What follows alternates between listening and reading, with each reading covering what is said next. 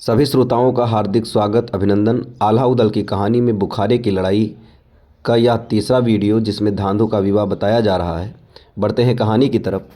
राजा रणधीर सिंह बघेल नित्य नगर के बाहर देवी मंदिर जाकर पूजा किया करते थे। उदल ने धांधु को मुंह पर भस्म मलकर मठ में बिठा दिया, उसे बाल बिखेर कर भयंकर बना दिया। ज्यों ही मठ में राजा आया तो धांधु ने फुर्ती से राजा को बांध लिया। तब धांधु को पहचान कर राजा बहुत हैरान हुआ। तुम्हें तो तहखाने में डाला था, तुम यहाँ कैसे पहुँच गए? धांधु ने उत्तर दिया कि तुमने भी तो दूती के हाथ छल से मुझे बुलवाया था। छल का उत्तर छल से ही तो दिया जाएगा। बहुत समय तक राजा नहीं लौटा तो राजमहल में हल्ला मच गया। निजी रक्षक ने जाकर बताया कि राजा को महोबा वालों ने कैद कर लिया है। पिता को छुड़वाने के लिए मोती सिंह ने फौज तैयार की और महोबा वालों का मुकाबला करने के लिए चल पड़ा।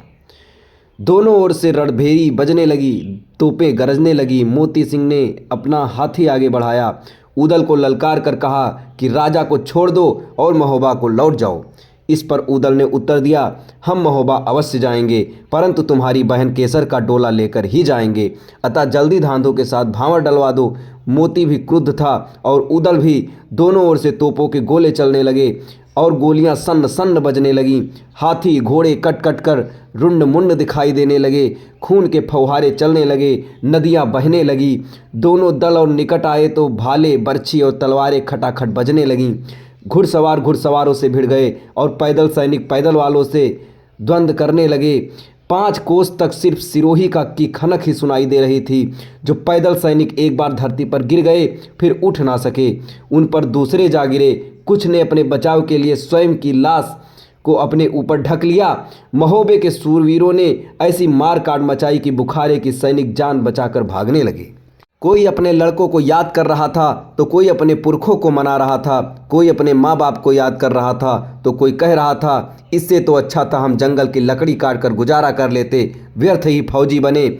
मोती सिंह की सहायता के लिए फिर मालिन जादूगरनी आई। मालिन बार बार मलखान पर जादू मार रही थी, परंतु घोड़ी कबूतरी फुर्ती से इधर से उधर निकल जाती थी। वीर मलखान की दृष्टि मालिन पर पड़ी तो बता दिया, मैं हूँ मलखान, मुझ पर जादू काम नहीं करता। मेरा जन्म पुख्य नक्षत्र में हुआ है और जन्म से 12वें घर में बृहस्पति बैठा है। जादू तो क्या, मौत भी मुझसे घबराती है। कहते कहते मलखान ने अपनी ढाल से धक्का दिया। मालिन जमीन पर गिर पड़ी। मलखान को मौका मिल गया। फुर्ती से उसने मालिन का जोड़ा काट लिया। जोड़ा कटते ही उसकी जादू की सारी शक्ति समाप्त हो गई। मालिन को बंदी बना लिया गया। तब उससे कहा, जिन क्षत्रियों को तुमने पत्थर बना दिया है उन्हें फिर से सही सलामत मनुष्य बना दो। मालिन ने जादू की पुड़िया मलखान को ही पकड़ा दी और कहा, इसे छिड़क कर दो, सब फिर इंसान बन जाएंगे। पुड़िया के प्रभाव से मलखे ने दिल्ली के पत्थर बने सैनिकों को पुनः जीवित कर दिया। मालिन का बंधन खोल दिया। मालिन महलों में लौट गई। मोती ने देखा मालिन भी काम नहीं कर पाई तो उदल के सामने अपना हाथी ले गया। नाहक इन लोगों को मरवा रहे हो, आओ हम तुम आपस में निपट लें।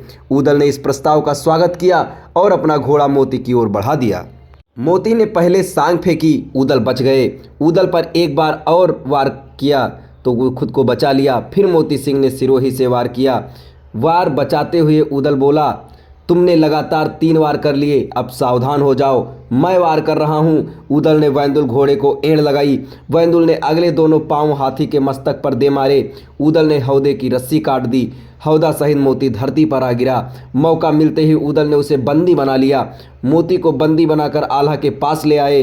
राजा तो पहले ही वहां बंधा हुआ था। राजा बोला, हम दोनों को रिहा कर दो, हम केसर बिटिया के फेरे डलवा देते हैं। हम समझ गए कि बनाफर सचमुच सूरवीर हैं, उनका मुकाबला कोई नहीं कर सकता। आल्हा के दोनों को तभी रिहा कर दिया। राजा महल में पहुंचकर उन्होंने पंडित को बुलाकर मंडप में विधि विधान करना शुरू कर दिया। मोती ने अपने चाचा अभिनंदन को भी न्योता भेज दिया। उसकी राजकुमारी चित्रलेखा भी साथ आई। वेदी बनाई गई। महिलाएं मंगल गीत गाने लगी। फिर गहनों का डिब्बा मंगाया गया। उदल ने पृथ्वीराज से कहा। पृथ्वीराज ने कहा, हम तो गहनों का डिब्बा लाए ही नहीं। उदल तब अपने डेरे में गए आए और गहनों का डिब्बा रूपन के हाथों महल में भेज दिया।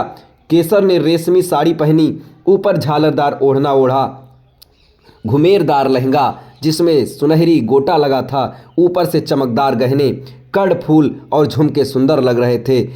7 लड़ी वाली चंपाकली और मोहनमाला हार की शोभा निराली थी।